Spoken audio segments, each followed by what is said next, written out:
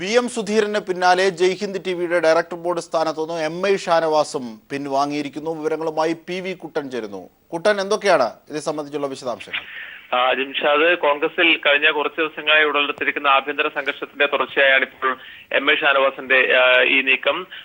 ജയ്ഹിന്ദ് ചാനലിന്റെ director board അംഗമാണ് MI Shanavas. അദ്ദേഹം ആ ചുമതല രാജിവെച്ചിരിക്കുകയാണ്. ഇക്കാര്യം KPCC നേതൃത്വത്തെയും ജയ്ഹിന്ദ് ടിവിയുടെ അധികൃതരെയും അദ്ദേഹം രേഖാമൂലം തന്നെ അറിയിച്ചിട്ടുണ്ട്.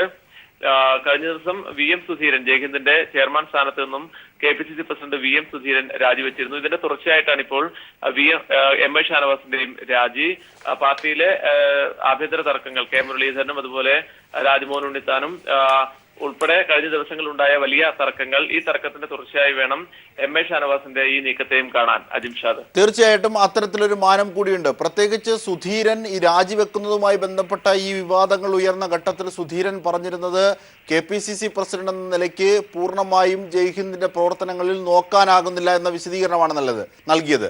ആ വിശദീകരണം പോലും തെറ്റാണ് എന്ന് ബോധ്യമാകുന്നതാണ് MI ഷാനവാസ് കൂടി രാജിവെക്കുമ്പോൾ പ്രസക്തമാകുന്നത്, അല്ലേ കുട്ടൻ?